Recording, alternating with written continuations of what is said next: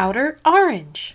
Welcome back to results. Yeah, probably one of the closing ones for 2025's BCS because we are almost done. We officially had our last NA BCS. Let's go ahead and take a look at what's going on. We got some JP results too, so let's go ahead and yap about it.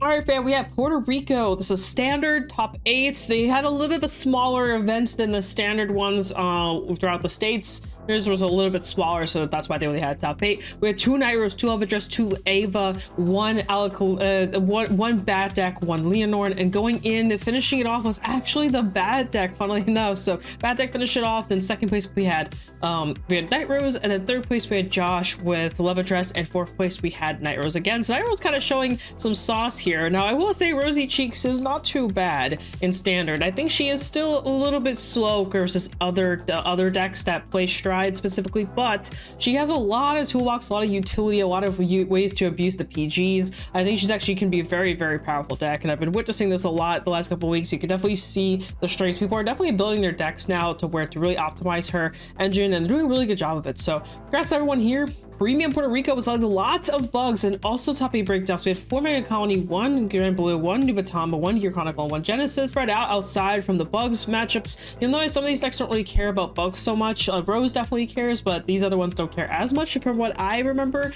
It's been a second since I've played some of these older decks, but that's how I view it. But anyway, aside from Crest, of course, I see a future where this deck's probably gonna get tapped again because as you guys can see, it is insanely powerful. I do think Ghidorah going to 1 or 0 will definitely kill off a lot of bugs in the engine. We'll probably still see it. People will be playing it, but definitely not to this degree. I'm sure people will cook something else up that maybe might make it strong. But we're definitely seeing this deck rise probably now more than ever, crazily enough. But this is what top 4 looked like with Jones getting first place. I actually faced him. He was playing a regular version of bugs in Tampa. He was my round 1 opponent, funnily enough, and that was a pretty fun match. I was playing Harry and he was playing bugs, and I did win that match. Surprisingly enough, I did win it, but we were both kind of rusty. I just got back into Prio. He just got back to Prio, so we're kind of both just kind of sitting there like, what do we do here? Because I haven't played into bugs under Harry in a while, so I was like, I don't know what's going on here. But yeah, there's Jones winning it all, so he's going to Japan. Congrats to him. Second place we had Night Rose, which is the Crest version of Night Rose for premium. Third place we had Bugs, and fourth place we had the Nubatama Crest version. All pretty good decks here, nothing too unusual. As we can see, the meta is definitely very pushing on bugs right now. I think there's a couple decks that can kind of beat bugs. I'm kind of wondering if that shift is going to happen. But because Crest is so powerful right now, it's kind of hard to get that shift to happen because Crest is so good. I think you just accept the fact they have a bad matchup with the bugs for the most part. Going into Netherlands, we have the top 16 breakdown with we got a bunch of Ava in this one. Now, Ava is interesting because I actually think Ava's pretty good. Now, I don't think it's the best. I just think it's really good. I think the deck has some sauce. I think people kind of forget how to fight into it. It definitely has a lot of toolbox. It's got the new grade 2 order that helps it play, all kind of fun stuff. So this is with set 6 legal. Because it has the Godiva in here as well. So I do think this deck has a lot of room to be spicy. But anyway, we got Bats. Maelstrom's another one. I mentioned this in my top rogue picks. I put Maelstrom in there. Now Maelstrom is one of those decks where I think it's a top 8 deck. I don't think it's a top 4 deck, if that makes sense. The deck's really powerful, but it loses to some decks very strongly, and it also really wants to win the dice roll. So it's a very particular deck. The longer Maelstrom lives, the stronger it gets because it really scales. So its late game potential is insane, but it has to kind of get there. So there's that. It's a 2 Shiranui, 1 Razo, 1 Kairi, 1 Godiva, 1 Zorgo, 1 Elvidress, 1 Shodoji, and 1 Alden. We're to see only that little Levy, and then this is what top 8 looked like. Now, still 1 Levy standing through. I do also think Godiva's not too bad. I think it depends on how you build it. I think the deck's fun. I think it's good. I don't think it's amazing. I think it's another one of those top 8 decks, but not top 4 decks type of situations. But I could be wrong. Watch, they're both going to be in the top 4. Who knows? Harry's making through a really good going second deck. It kind of sucks into Ava though, because Ava likes to go first, and giving Ava first as Kairi's pretty rough. Like, it's not a very favorable matchup, by the way. And then this is how it won it all. And I was right, at least about the Storm and the other deck part. But yeah, Razo won it all. Second place was bad, and then third and fourth was Ava. I think Ava's really good. I think there's definitely some room for her in this format. I think it's definitely another one of those rogue picks. I didn't put it in my rogue picks, but I definitely consider a rogue pick deck into this format. It was a little bit less represented, and I do think the new card definitely amplifies the deck, makes it faster, makes it stronger. The numbers are more annoying. I just think it's still being a 4 attack deck, and losing to some certain weird conditions kind of makes it fall off a little bit, but it's definitely still a strong deck. I'd be very fearful of this deck. We're gonna take a look at one of these deck lists later. Premium Netherlands, again, a bunch of bugs. We're definitely probably gonna see this deck get nuked pretty soon here. We got one Gastille made it through, and then we have a Night Rose Crest, we have Jet, and then we have Narukami. Now Narukami was the deck that I was expecting to see rise up because of Harry primarily. I don't know how well it does into bugs, but I was expecting it for Harry. But we're actually noticing a lot of people aren't even playing Harry, which is interesting. I guess people are afraid of bugs and prefer bugs. I think bugs is better. But this is what top 4 looked like. Again, a bunch of bugs. And then we have 3rd place with the Gastille, 4th place with Narukami. Like I said, Narukami is a very interesting pick. It auto answers Harry for the most part. It's still hard, but I do think the Narukami player has a favor into a Harry matchups. I don't know about Night Rose. I don't think it's very favorable for if your Night Rose plays into it. But anyway, I think Night Rose wins that matchup. But I'm interested to see this Gastille, so we'll probably take a look at it here. And Maxime, I think this is the 2nd time he got 1st place actually, so congrats to him as well. And I believe Jay is like his friend as well, so that's really cool that they both basically won that. And then we have the Nagoya top 32 breakdown. Now this was extremely ball favored, and I believe, if I remember correctly, if this is the right event I'm thinking of, this was the event that didn't do diversity cut. So if this is the case, there was a lot of Bob. There's a lot of Bob, and a lot of people are talking about this because they revealed like the pictures of all the decks and stuff like that. And as you can tell, Bob is very, very powerful. And who would have thought that a 5 attack, 20k front row, card restrict crit, front row wipe would be powerful, right? Well, crazy, I know, it's wild, but it is what it is where we're at right now. This deck's very powerful. I always said that if this deck ever got a 4th attack, it'd be pretty insane. Never expected the 5th one, but every time I face into it, I have a friend who's obsessed with the Bob deck. Like, it's primarily what he likes to play. He hasn't been playing because obviously it needs help, but every time I play against him, I'm always thinking like, man, if this had one more attack here, I'd be dead right now. Like, it's always been like that type of thing. So we have 7 Bob and 1 Levy break it through, and then yeah, top 4 was just Levy and Bob.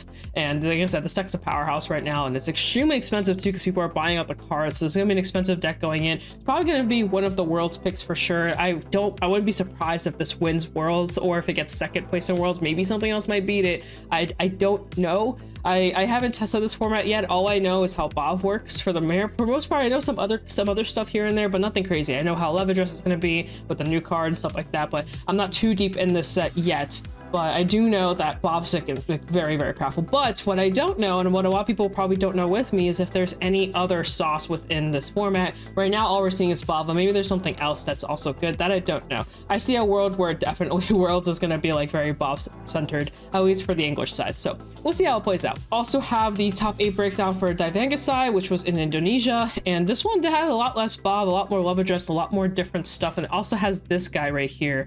This is the Fate Rewinder, I believe it's called. And I remember seeing the deck list for this too, and it's really cool to see this as well. And they also have the Bargain here, and yeah, overall Jejul is in here as well. And we have Messiah, got a little bit of everything, some Odium. It was a little bit more sporadic. And this is basically how it ended. No deck lists, but this is basically how it finished off. We have the Odium, Levidress, and Bob. We have the new Lascaria, I believe it's called Lascaria, I don't remember her name. the Lock deck, Night Rose, and this Winder deck. And then we have Odium. This is probably the powerhouse right here. This is so strong. But we have Odium, Bob, and Levy, and then Odium, Levy, and Razo. This is also strong. These two teams seem insane. Like this right here looks disgusting to face into. I also think having a Stride deck on your team isn't too bad either. As you noticed, a lot of these decks want to go first, so having a going 2nd deck on your team will probably carry through. So this will be interesting to see sort of how we see this play out for our Summer Fest coming up in the summer. The Ava list, but I want to look at Ava real quick, and I was interested in Gastille. I think everything else is kind of cookie cutter or primarily the same. So here's Ava. Funny they named it on back. So it's what she looks like. So we're basically running 2 poison now. You actually have ways to send it back because you don't need to rely on the 4 copies anymore, which is good. It gives you room for like other cards now. And then we have the 4 and 4, and most people I think would agree that this is pretty good. You can probably cut back this a little bit, and then some people are running 4 Combine Rusher. This person chose to run 2, which is fine. And then we have also Monster. This is a Monster Package build. You can also not run the Monster Package build, run the regular build, and then opt to kind of set up your orders as fast as possible. You'll have like the 1, the 2, and the 3 faster over the Monster order. So this is also pretty good. Also, the new Regalia speeds lets you find cards, which also procs the ops grades as well. So it's also really good. So you have an extra shot at getting the crit since you can play this from drop as well. So yeah, a lot of new goodies that makes this deck a little bit more. It's a little bit easier to play. It's probably the best way to put it. Like your setup's easier, your board state's easier to make. Like it's just easier to play. So just overall really strong. So here is Gastille. So Gastille, if you don't know, is kind of like an OTK deck. They soul charge a bunch and then just kind of close out on this turn right here. This card is disgusting, is the best way to put it. Your front row gets crits, you decrease your opponent's power to 1, your opponent's auto abilities don't activate for the turn, and your opponent chooses the card from their hand, puts it into the damage zone, so they basically take a damage. It's face down too. You can put tickets in there, like blitz tickets and stuff like that, but just keep in mind, you have to have it. You have to have it to do it, right? So yeah, very powerful deck. I will say this deck's a little high roll. It has a kind of like one thing that it wants to do, but you can also kind of survive a turn and do it again type of thing. So you have to be very careful fighting this deck. It's very brutal. So here's Narukami. This one's running the, I'm assuming this is running the regular Vanquisher. Yeah, it looks like it's a Vanquisher list. It's running 2 different Vanquishers. They basically just play Vanquisher with your G-Zone. I haven't looked at Narukami list in a while. I just kind of want to give it a quick peek see, but from what I'm seeing, it looks like a standard list. They're running the new grade 1, which is really good. This card's insane. Very good card. But it gets 20k shield for like no reason. If you're able to bind, it's a little harder to get this to go off than like other decks, but still it's a really or other clans, let's just say, but still it's a really good card. Got our Searcher, got our boy, our dragon. And I do want to take a look at Maxime's list because he is kind of the person that spent, I think, a lot of time recently topping with this deck with the Mythiarch. So I just want to see what he's been up to. So let's see what he finally kind of settled on. He is running the grade 2. I was wondering if he was going to put this in with the set 6 in mind. I see only put it in as 1 copy, but I was curious because I've seen a lot of Bucks players start oriented this. This is a set 6 card, so it's new, so I wasn't playing in the older list for obvious reasons. But he still kept to having this at 4, which is understandable. I don't see Cocktail at all in this, so he basically took out Cocktail, which is understandable. Cocktail is good and also bad in some situations. So, and especially since you won a grade 2 game properly, I would say, you know, running this as a backup, and you still need to see this, right? You still really need to see this card. Like, you need to see 2 copies basically as fast as possible, so it's really important. And then we have the Antlion for, you know, just closing out games. And yeah, overall, like this list is very tight, but it's very good. I'm a big fan of how this list works. I also like that he's running 4 of this. I think this is a very good card to run 4 of. You notice this deck is very streamlined. If you just ignore all the random rarities, in actuality, like, this is a very, well, he built it for consistency and for grade 2 gaming. I think cutting this back is like just wrong. I think you should keep this at 4, but because you can get at this at 4, you have to cut back on Cocktail basically, and that's very important. And I've been playing this deck a lot recently. I think I'm not very good at it because I don't play bugs at all. This is like the first year I think I've ever actually touched bugs.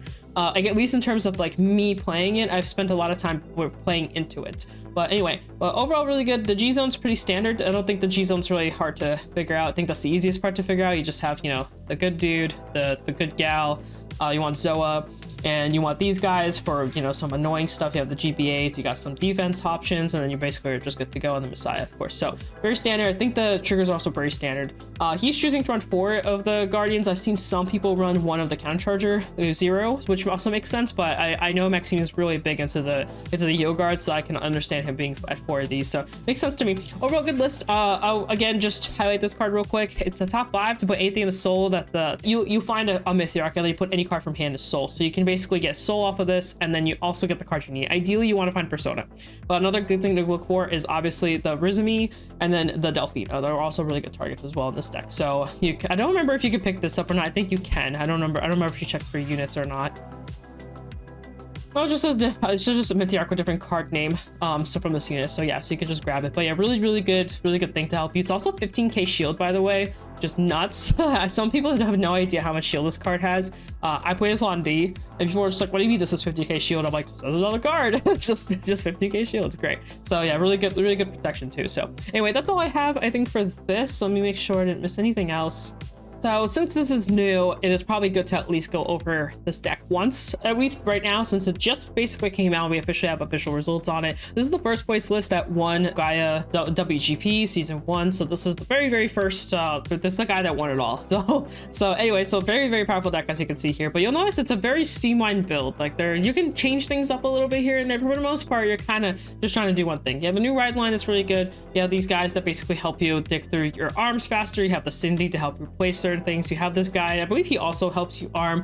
Got the Vylord to basically put it over the Trick Moon, and then we also have, I don't remember what these cards do. I don't remember them title by title, but the idea is, oh, this is the Restander. This is the guy that restands, right? This is our Restander. which is very important. This guy is basically the reason this deck's getting so ridiculous now, because the restand is just a little overboard, on top of having a new shield that gives you 20k shield versus just 10k shield like it used to do. So this card also is just insane. And then we have like the new sword as well that also gains power. Like there's just so much stuff that got added to this deck that just makes it strong. But for the most part, I noticed that at least the build is pretty streamlined. I think this is the arm fixer, if I remember correctly. It's an Energy Blast 3 as well, which is also really good. But anyway, the basic concept is you run into this, you want to have a full board setup, you want to find your trick moves as fast as possible, then you arm up and you just set up, and you just basically just stay on that board state as much as possible and just win the game off of it. Very powerful deck. That's all I have for this video. This is a lot a lot to go over, but I hope it was informative to you. BCS season is almost over. I think there's a couple left. I know NA is done, so NA is officially done with all its BCSs, so whatever is left will be with Europe and Asia if there are any left.